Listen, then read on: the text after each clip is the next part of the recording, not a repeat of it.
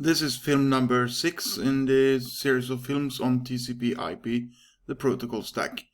And this film covers how computers or nodes in a network, how they get their IP set up. And there are really two ways to do it. You can do it in the static way, or you can do it in the dynamic way.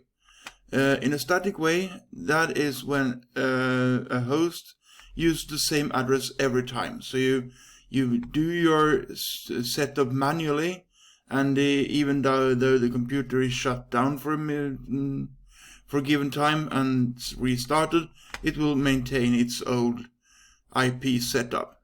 So here is how you set that up in a manual way. So this is done in a static, as it says here in brackets. For example, with this address setup, this subnet mask, and the default gateway. The default gateway is our way out of the network, so you need to know that as well. If I tick that box there, obtain an IP address automatically, dynamic, that is by then the setup is given by a so-called DHCP server, as a dynamic host configuration protocol server. And that is when the setup is given automatically, and next time you log on to the same network, you may be given another address. But it's automatically, so it's very easy for users to set up and to maintain.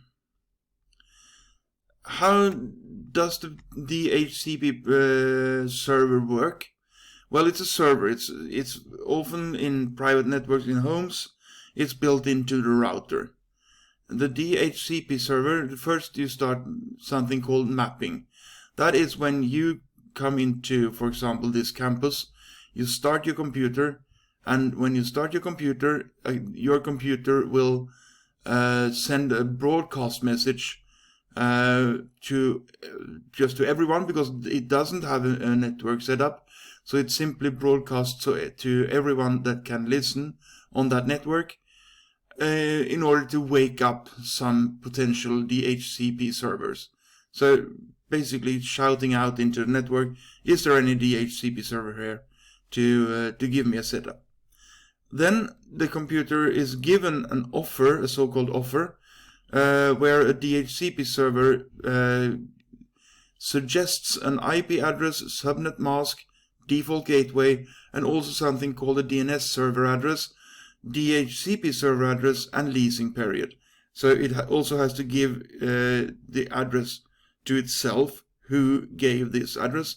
And the setup, the suggested setup, is for a limited amount of time.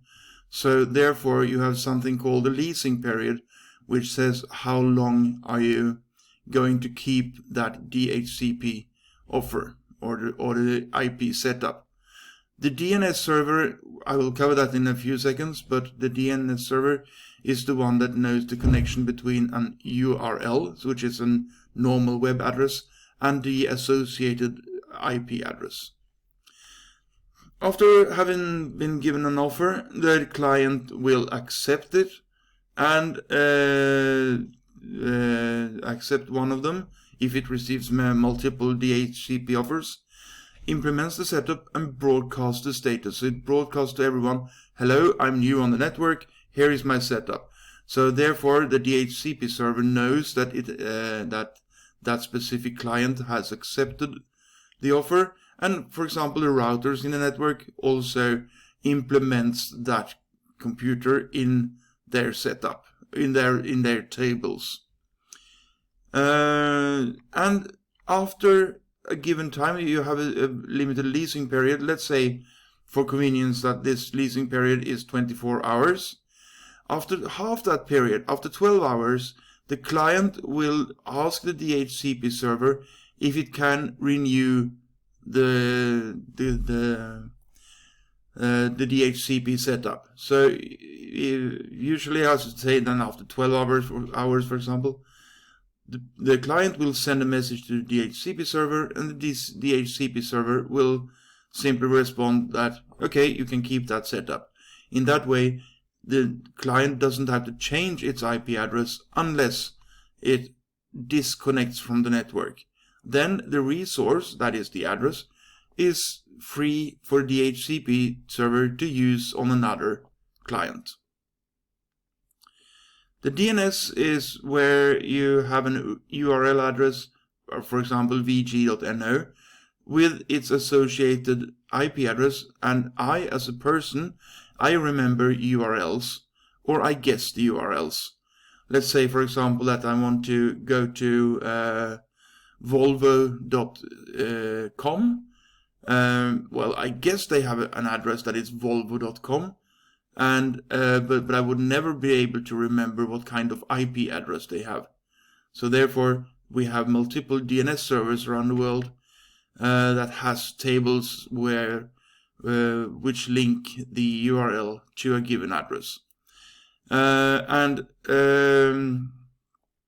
the DNS servers, they have tables that hold the IP address, and they also talk to each other. So if I send a request to my DNS and my DNS doesn't know the connection, well, then it will forward it to another DNS higher up in the hierarchy. So here is a slide on how DNS works, and I guess you can study that in your own time. And finally, let's check the IP setup of this computer. I know the text is a bit small, but you may zoom in here. So I do the command ipconfig/all. Then for my Ethernet adapter here, I can see that this is my IP address here. This is the subnet mask for my computer. This is my default gateway, the way out of the network. This is my DHCP server. Let's see, where do we have it? Sorry, that's the gateway. This is the DHCP server. And the DHCP server gave me this on Tuesday, 9th of November at 8:05. And it will expire exactly 1 day later. So after 12 hours, this computer will ask if the IP setup could be renewed. I also have 2 DNS servers in the setup, and that was given to me by the DHCP server. Also, my PC or the network card has a physical address, that is the MAC address, which is unique to that network card, and it doesn't matter if I bring this PC with me to another site, it will keep its physical address.